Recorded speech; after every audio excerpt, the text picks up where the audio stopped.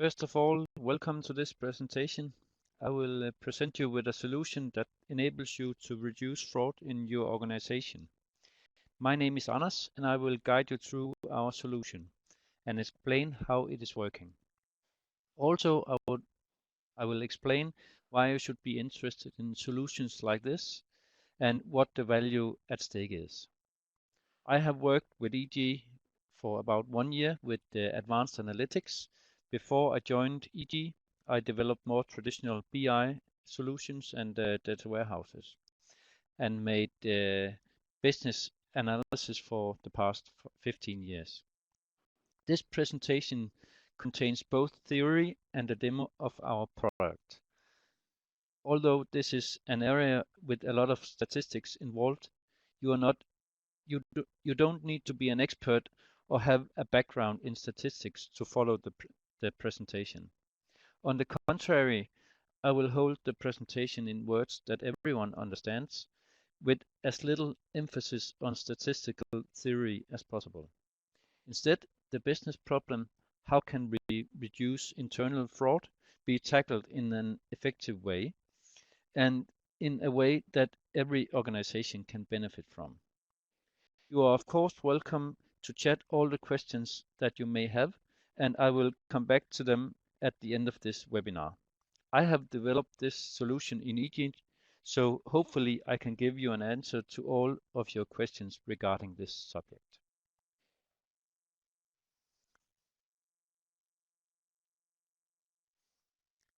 So we start out with our business problem.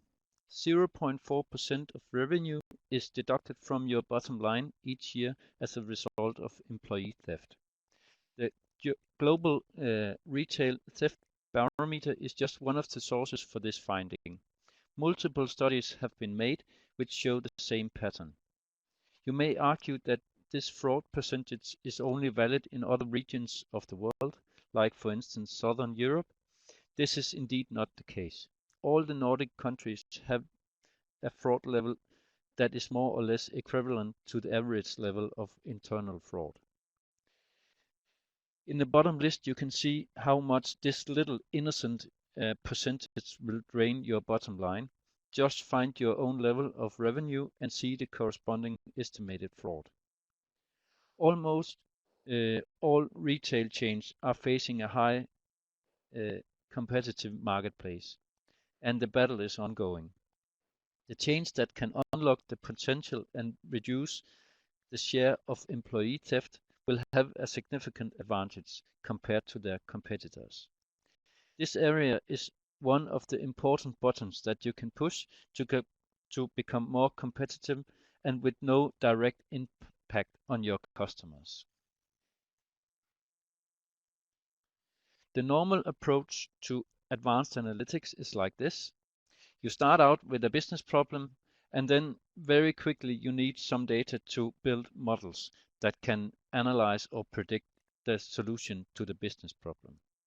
This seems like a very easy model, not that complex, but this can often be a demanding challenge, normally involving several departments and persons. First of all, you need a person with the right domain knowledge about the field of interest. Then a person with the ability to find the right data in the right format. At last, you need a person able to make the predictive models that solves the original business need. Not every organization has the necessary expertise to engage in this, or they simply choose to focus on something else while being aware that this is an area that has the potential to improve the bottom line quite substantially. If you translate this into a loss prevention setup, the different tasks may look like this. One of the reasons that this is drawn as a circle is that you usually has to have several iterations for these processes to excel.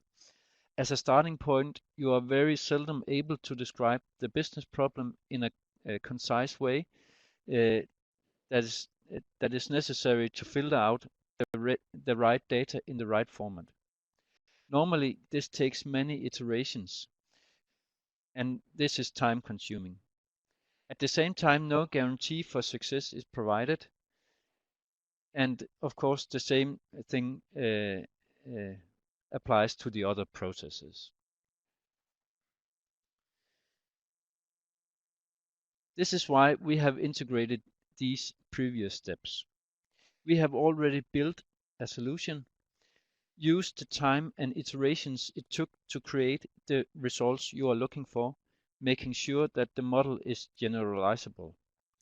We have a plug-and-play solution ready for your data. We use the fact that nearly all cash register solutions are more or less the same underneath in the database. Therefore, we can very quickly set up a tailor-made solution on your data, allowing you to utilize and unlock the potential in your cash register data. The results are afterwards pushed to the right people at the right time, making them the experts. We have developed a cloud-hosted solution, placing no burden on your existing IT infrastructure. You upload the data, recrunch the numbers, and send you the results back. All this is done in a 100% automated process. We use Microsoft Azure in the cloud to host all your data. Afterwards, the advanced analytics algorithms automatically identifies and flags suspicious transactions. The algorithms adapt to changes as new patterns are detected in the data, and it identifies interactions between different types of fraudulent behavior. The result is accessible and dynamic reporting with capabilities to drill through to the individual suspicious transaction. The report is accessible on platform of your choice, including PC, tablet, and phone. So your local fraud responsible will receive the report once a week, for instance, each Monday morning. All they have to do is act upon the information they receive. Depending on your CCTV surveillance camera system, we integrate directly with that. That means that the manager can go from the total overview in our report to see a specific transaction within the same report and see the video surveillance where the transaction took place. It is also possible to link to a copy of the receipt. In that way, the follow-up is made as easy as possible. With this report, you have the tools you need to establish a new, simple process to detect fraud in your organization. The last two steps are done in a proven IBM software for both data mining and reporting.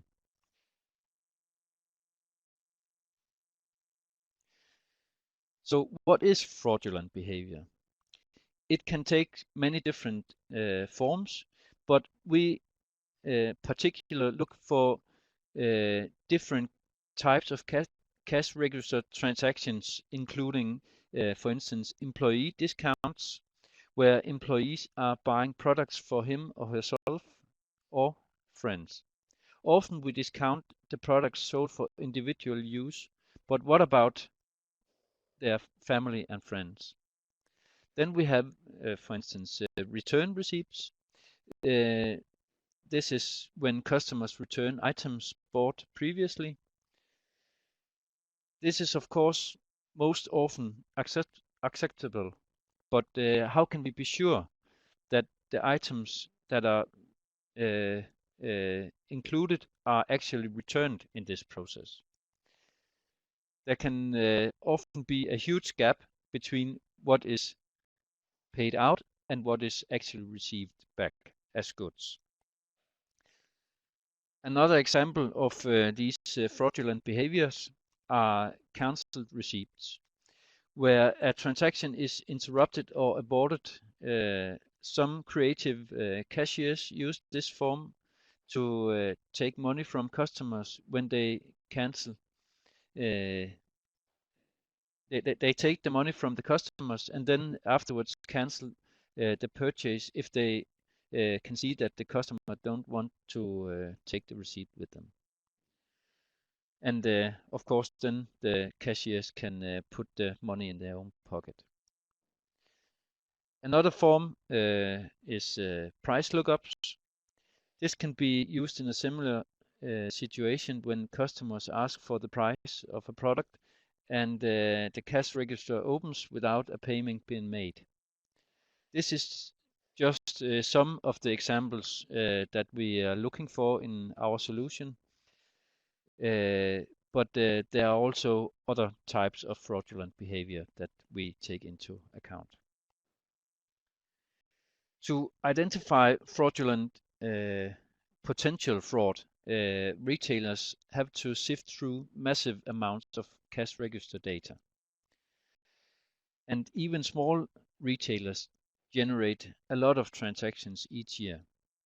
And to analyze these amounts of transactions manually requires a lot of manpower and takes very long time, allowing fraud just to continue. With traditional BI solutions, typically only report on cash register data using fixed rules and threshold values. And these do not adapt to changes in the data. So this is one of the very significant changes to our model, as it adapts very smoothly to new data forms. Also, most reporting is done on individual behavior and not in a combination. For instance, return receipts and the total value of a transaction. If you only look at one of these things at a time, then you will maybe get one picture, but if you combine these fields, you may see something else. The key advantage of our solution is the ability to cut out complexity. To find the needle in the haystacks, with these big haystacks we are operating with, it is a very huge task. It is not just a matter of processing power and a manpower issue. Our approach is to burn the haystack. A very large percentage of the transactions are noise. Nothing is wrong and may very well distract the business user or the analyst. We eliminate these transactions as quickly as possible. In a real customer example, which is a fair smaller retailer, we went from 130,000 receipts for 1 month into just 1,100 suspicious receipts. So this is what I mean by burning the haystack. The suspicious receipts of varying degree was then used in our flexible reporting solution to filter out the 7 transactions for the top performer. Therefore, first by reducing the problem, by focusing on the outliers, and after that summarizing the remaining transactions and look for the most suspicious employees, we are facing a challenge that is much more manageable. There is no guarantee that the outlier transactions are fraudulent, but they are certainly abnormal in some way. Therefore, these transactions are good starting points in the search for the true fraudulent transactions and employees. Another important case of our system is to detect unintentional misuse of the cash register. Many times this is the largest benefit from our system because these transactions are also detected. This can result in extra training and guidance at a very detailed level, resulting in better and more clean data.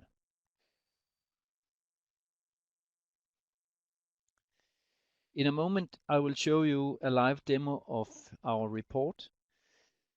The report is built using real-life data, but the data is modified with regards to store names and employee names. The report therefore has the same data as you will see in reality, and it's just not something we have made up or constructed to show a particular picture in this webinar. Data can be viewed in different ways in our report. Some pages shows summarized data on store and employee level. Here you benchmark the different stores and employees. Other pages go a step deeper, showing lists of the different suspicious transactions. If you need to zoom into a particular transactions, we have a detailed window. It gives you the details of the transaction, and it is also here that you can link to a copy of the receipt or video surveillance footage. So now I will just take a moment to get over to our live demo.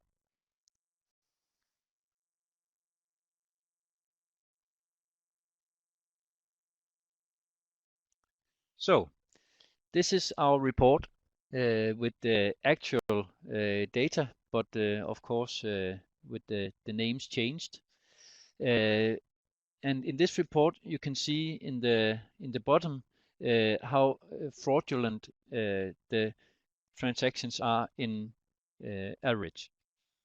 And of course, the more fraudulent, no, the more diverse they are or abnormal they are in average, the more interesting they are to look at. On the other axis, we have the number of receipts included as being potential fraudulent, and here we can see just the number. So in combination, we have that the receipts that are the most abnormal in average, and the higher the number of receipts are, the more interesting it is to look at the individual store. So here we have Esbjerg, the store in Esbjerg, where they have about 20 in average and about 50, a little above 50 receipts. So that is how this number is calculated. And in reality, you cannot say that an average score of 20 is very high and a score of 10 is very low. It depends all on your data. So for some stores, it might be that 100 is very high, and for other stores it's more like this, where 20 would be very high. But it all depends on your data. The model is trained entirely on your data, so it takes no other factors into account than what is in your data. In the bottom, you can also see that there is a score filter. So we can filter out or we can decide on what degree we would like to use to see our transactions. We have decided to use all the potential fraudulent transaction in this with the highest abnormally score. But all the scores are giving a number from 1 to 10 for the decimals in the data.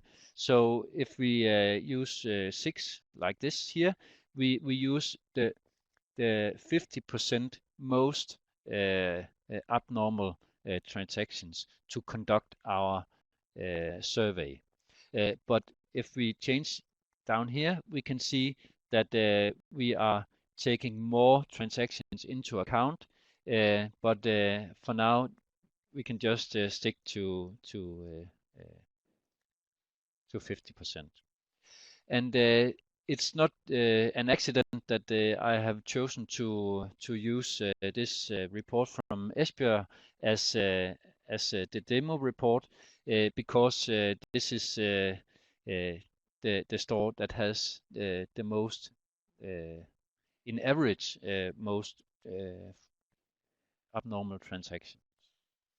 So if we zoom in to employee level on this store, we can see the different employee names, and also again in the bottom how the average score on this abnormally yeah,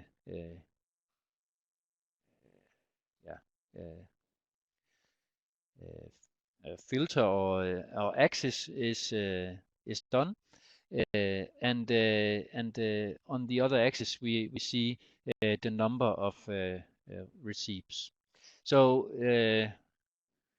it's very clear that this person out here is the one that we are most keen on looking into.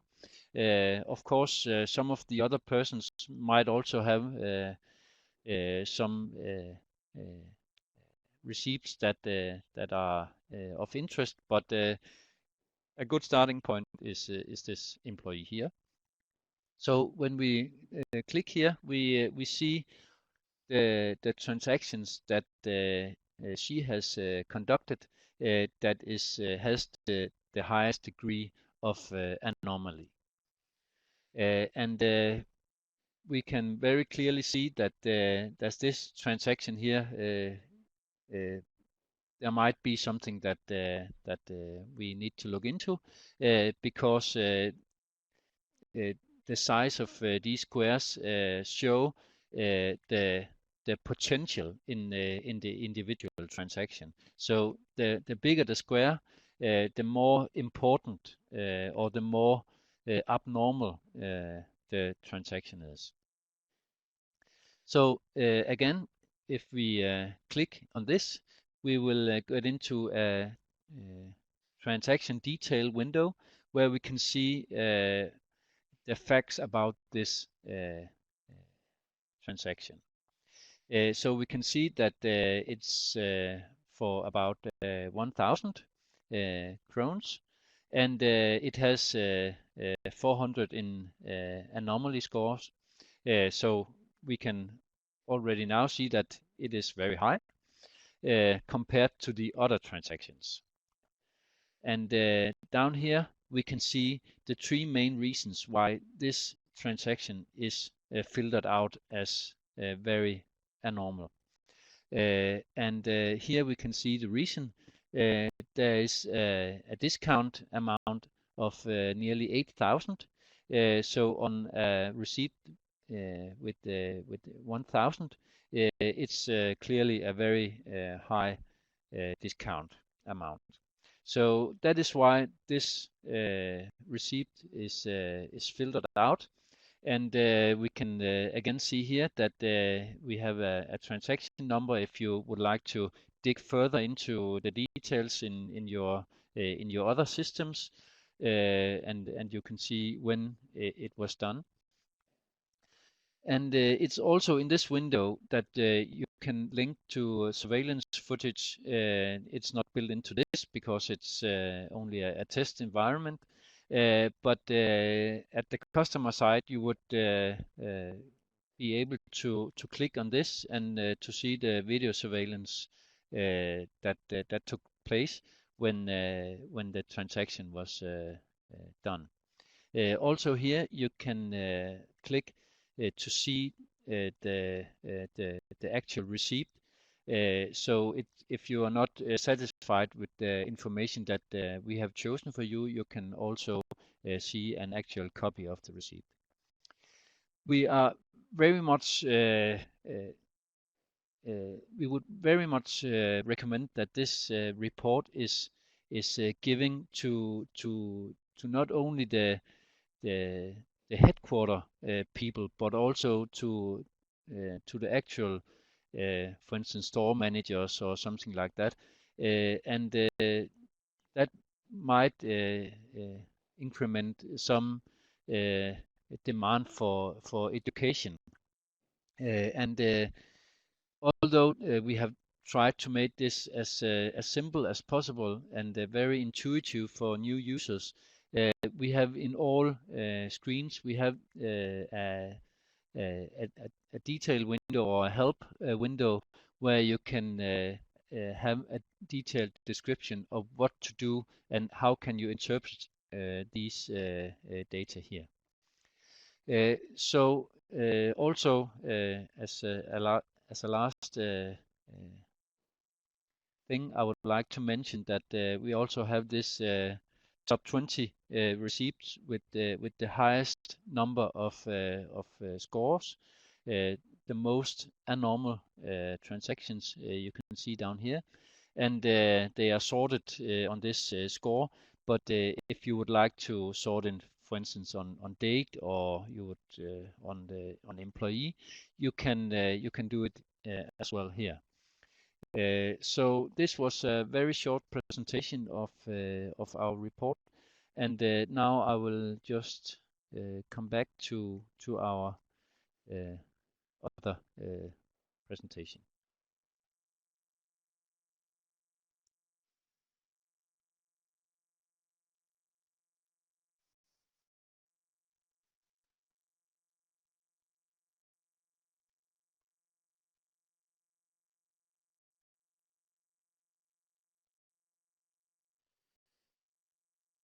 So, as a last note before I will answer any questions that has been received, I will briefly explain some of the other areas where advanced analytics can be applied with a large impact on your business.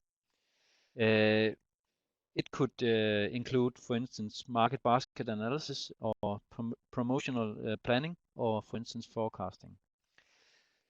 If you are new to advanced analytics, I recommend that you start by picking some of the low-hanging fruits, though. This is something like loss prevention, because it is relatively well defined, as I have just shown you, and we have an easy way to get started. Loss prevention can be an attractive first step into the world of advanced analytics, where the problems to solve can be quite nasty, but on the other hand, they were also very rewarding when your business for your business, if they are solved in the right manner. Hopefully, I have inspired you with our loss prevention solutions. I showed you how it's functioning, both from a theoretical and a practical approach. And now it's up to you to decide how you and your organization can use this solution. I'm always prepared to answer any questions regarding this subject, and I'm very interested to give a more in-depth presentation that is more specific to your organization.